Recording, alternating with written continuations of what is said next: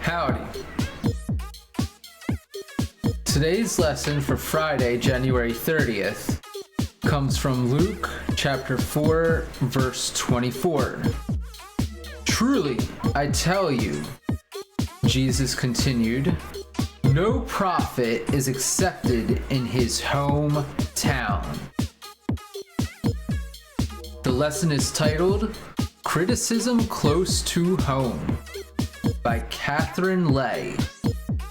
My husband and I have been involved in ministries focused on immigrants and refugees who have come to our city. My husband has taught the children of immigrants in the public school system for over 20 years.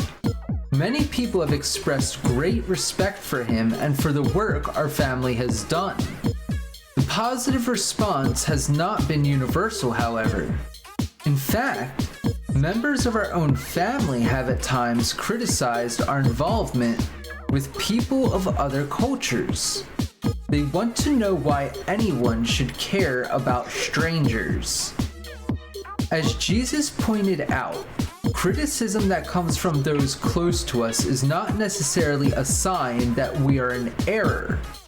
I'm not saying that my husband and I are prophets, but we have learned that God is the one who must lead us as we make decisions about who is and is not worthy of our time and ministry. How can you focus on the commendation of God alone? Commendation of God alone. That's a good one. I'd actually have to look up a definition for commendation in order to really get a good grip of how to better answer that question. But I do believe it's something that is worthy of discussion, that it's important we take time to consider to who and what and when we listen to the different responses that we get over time. It's not always going to be consistent what we get, what feedback we get from what places, what feedback, when we get it, or from who we get it.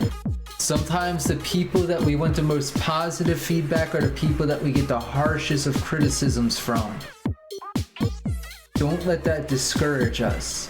We have to take everything we hear as something to learn from, something that God will allow us to evaluate and touch us on, even when we have the harshest of criticisms that we feel like come from the foulest of places.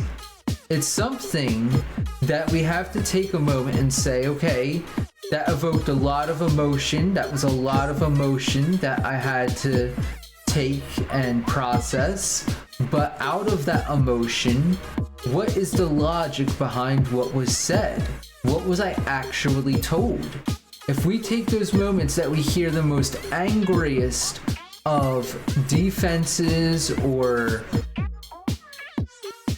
points of aggravation that come at us, and really take a moment to remove all the emotion from it and just think about, what was I actually being told in that moment? There's always something to learn from.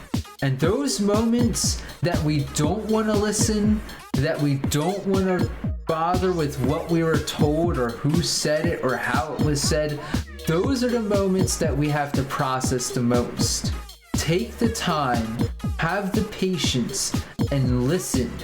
Because even in the moments that you want to be the most impatient, that's when you need to listen the most.